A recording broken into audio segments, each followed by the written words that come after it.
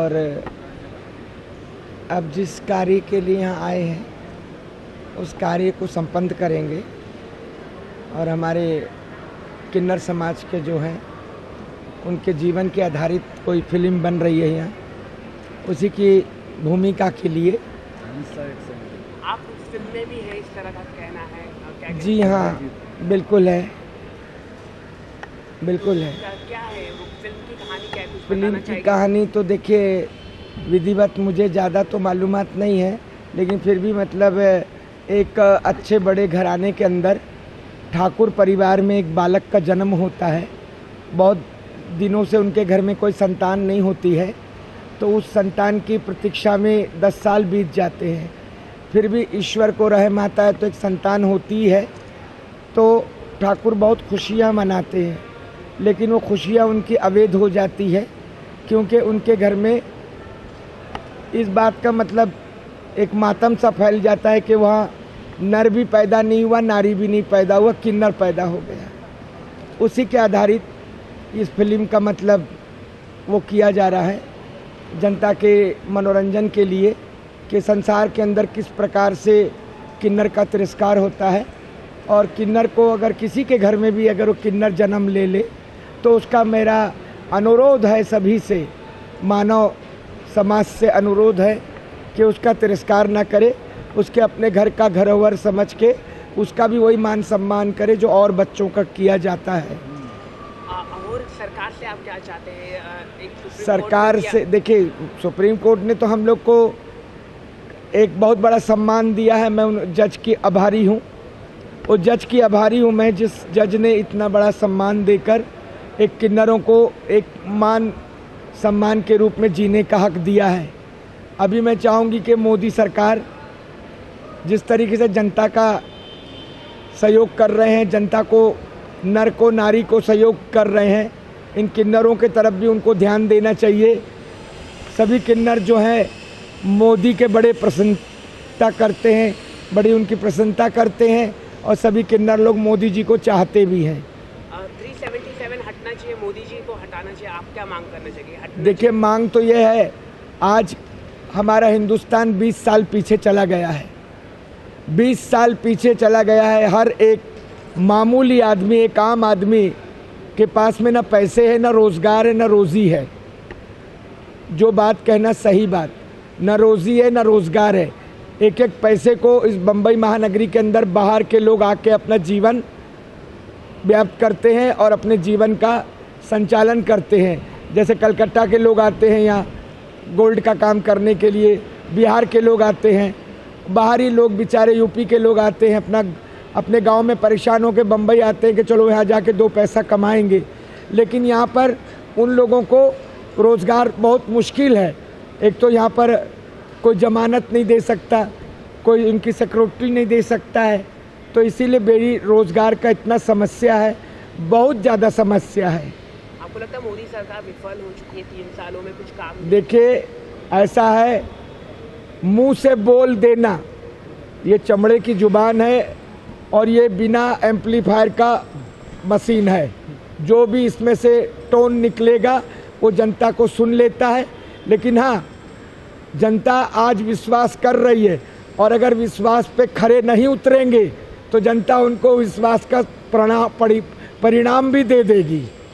और एक आखिरी सवाल है, सोनी निगम ने एक स्टेटमेंट दिया था दान को लेके। देखिए, ऐसा है, सुनिए, ऐसा है, धार्मिक आस्थाओं को लेकर इस हिंदुस्तान के अंदर हिंदू मुसलमान सभी कोई रहता है, तो किसी की आस्था के विरोध में कोई भी कमेंट्स नहीं करना चाहिए, क्योंकि कोई मुसलमान हमारे मंदिर के बारे में नहीं बोल रहा है, तो हम किसी मुसलमान के आज़ान के बारे में क्यों बोले? उन्होंने सभी धर्मों के लिए बोला।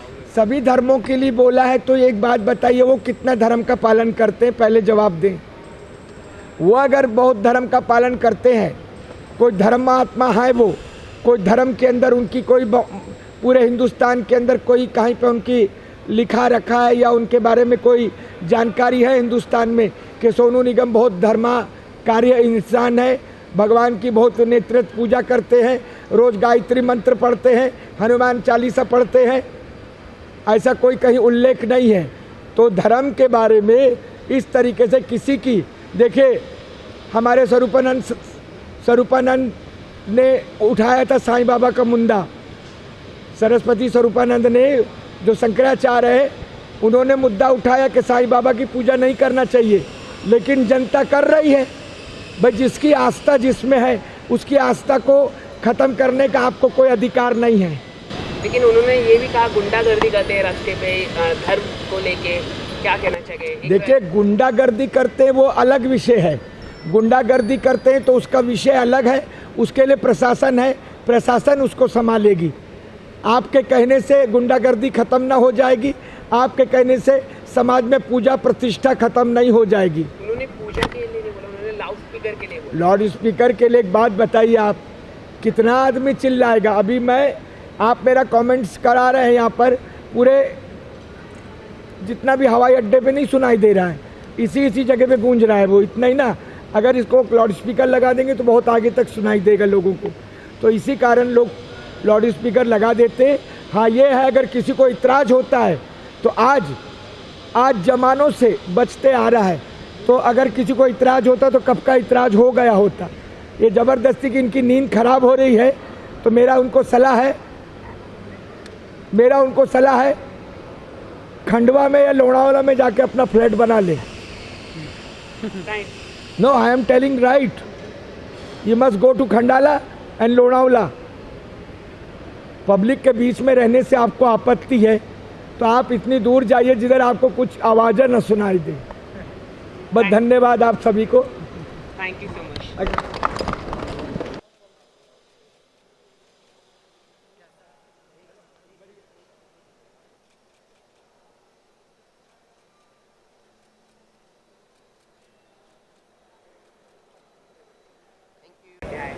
तो सबसे पहले तो मैं आप सब लोगों का धन्यवाद देना चाहूँगा, मीडिया का, जिन्होंने अपना अमूल्य समय निकालकर हम लोगों के साथ जो आज हमारे यहाँ एयरपोर्ट पर शबनम मौसी को रिसीव हम लोग कर रहे हैं। और ये बहुत ही ऐतिहासिक फ़िल्म हम लोग बना रहे हैं। ये किन्नर बेस पे फिल्म है और आज तक मेरे ख्याल से पूरे हमारे भारतीय इतिहास में फ़िल्म इंडस्ट्रीज़ में छोटा छोटा सीन ज़रूर दिया होगा, लेकिन किन्नर बेस पे कोई फ़िल्म नहीं बनी है। मैं अपनी फ़िल्म के अंदर ये दिखाना चाह रहा हूँ कि किन्नर समाज जो इस समाज के अंदर पैदा हुए हैं, लेकिन उनको ये समाज आज भी स्वीकार नहीं करता। जबकि भारत सरकार ने भी बहुत सारे कानून इनके लिए बनाए हैं, लेकिन आज कानून बनाने से कुछ नहीं होता, लेकिन हमारे भारत के जो लोग हैं वो इनको आज भी स्वीकार नहीं करते हैं। इनसे दुआएं लेते हैं लेकिन दुआएं कभी देते नहीं हैं इनको। अपने ब्याह शादियों में बुलाएंगे सब कुछ, आखिर ये इस समाज का अंग है, फिर इनको इतना पीछे क्यों रखा गया है? ये सब चीज़ें, सब दुख दर्द जो है हमने अपनी फिल्म के अंदर दिखाने का एक भरसक प्रयास किया है। और भारत के पूरे किन्नर समाज का मुझे समर्थन है। मैं जिस शहर में जाता हूँ तो वहाँ से सभी किन्नर समाज का मुझे समर्थन प्राप्त है और बड़े उत्साहित हैं और बड़े बड़े गुरु हैं। और आज एक ऐसा समय भी आया कि हमारी शूटिंग भी चल रही है और शबनम मौसी इस वक्त हमारे साथ हैं। अभी एयरपोर्ट से आ रही हैं वो रायपुर से, और उनको रिसीव करने के लिए हम सब लोग इधर आए हैं। फिर आपकी जो फिल्म आ रही है शबनम मौसी को लेके, क्या है फिल्म की कहानी और आप क्या जस्टिस देने जा रहे हैं फिल्म को? देखिए, हम यही समझाना चाह रहे हैं कि जब ये सभी लोग हमारे ही अंग हैं, हमारे ही घरों में पैदा हुए हैं, अगर एक विकलांग बच्चा किस आँख से अगर अंधा है या उसके पाँव नहीं है, उसको हम लोग अपने घर से विदा नहीं करते हैं। तो ऐसा इन्होंने क्या किया था जो इनको घर से निकाल दिया था? आज समाज इनको कहीं नौकरी नहीं देता है, कोई इनसे रिश्ता रखना नहीं चाहता है। ऐसे इस प्रकार का फिल्मांकन हम लोग कर रहे हैं कि जब ये हमारे इसी समाज के अंग हैं तो फिर इनको क्यों नहीं स्वीकार किया जाता? और जैसे कि सुप्रीम कोर्ट में 377 को लेके बहुत बहस चल रही है पूरे देश के अंदर, तो आपका फिल्म क्या मैसेज दे रहा है, इसके ऊपर हमारा बात कर रहा है? देखिए, भारत सरकार ने, सुप्रीम कोर्ट ने भी जो इनके लिए जो दर्जा दिया है, 377 अभी तो हटा नहीं है। नहीं हटा नहीं है, लेकिन इनको थर्ड जेंडर का जो दर्जा दिया, इनमें कोई भी किसी भी प्रकार की इनको हेल्प पूरे संसार से, यहाँ अपने इंडिया से नहीं मिलती है। आज हमारा समाज ही जब जागरूक हो जाएगा तो अपने आप ही कानून में इनकी जगह बन जाएगी। लेकिन समाज जागरूक नहीं हो रहा, हम लोग रिश्ता नहीं रखना चाहते इन लोगों से। फिल्म आपकी जो बनने जा रही है 377 को हटाने की मांग कर रहे हैं आप? नहीं, ऐसा कुछ हमारे लिए नहीं है। कानून के खिलाफ हम लोग कहीं कुछ नहीं कर रहे हैं, ना ही उसके अगेंस्ट में कहीं खड़े हो रहे हैं, ना ही हम कोई पैरवी कर रहे हैं उसके लिए। हम सिर्फ एक अपने समाज को दिखाना चाहते हैं। जब हम अपने ब्याह शादियों में अपने बच्चे के होने पर इन लोगों से जश्न मनवाते हैं और इनसे दुआएं लेते हैं, तो क्यों ना हम इनको भी दुआएं दें। जब समाज जागृत हो जाएगा तो कानून में अपने आप व्यवस्थाएं बन जाएंगी। कब आपने सोचा कि इन विषय में फिल्म बनाई जाए, क्योंकि इतने विषय में फिल्म बनाना और रिलीज करना बहुत मुश्किल होता है, कई गुंडे लोग आ जाते हैं। नहीं, मेरे लिए कोई ऐसा मुश्किल नहीं है। आज मेरे ख्याल से 5-6 करोड़ की तादाद है इनकी पूरे देश के अंदर, और मुझे सभी का समर्थन प्राप्त है। आप क्या कहना चाहिए मैडम फिल्म को लेके? फिल्म को लेके तो मैं सबसे पहले हमारे प्रोड्यूसर सर का शुक्रिया अदा करना चाहती हूँ, जो हमें इस लायक समझा, इस मूवी में हमें काम दिया गया, और उसके आगे में हम बोलेंगे। फिल्म क्या मैसेज देना चाहिए? आप क्या मांग करना चाहिए सरकार, भारत सरकार से? मांग ऐसा कुछ मांग तो बहुत है, बट हम यही चाहते हैं कि एक समाज में जो आम इंसान को इज्जत मिलती है, जो उनको मान सम्मान मिलता है, वो मान सम्मान हमें भी मिला चाहिए। Thank you. आप क्या कहते हैं? शुक्रिया अदा करना चाहती हूँ कि कम से कम वो हमें इस लायक समझे, और मैं ऐसा कोई मैसेज नहीं दूँगी। मैं ये चाहती हूँ मेरी फिल्म देखने के बाद लोग, जो हम लोगों के नज़रिया रहता है हम जैसे लोगों का, वो बदल जाए। आप कुछ कहना चाहिए?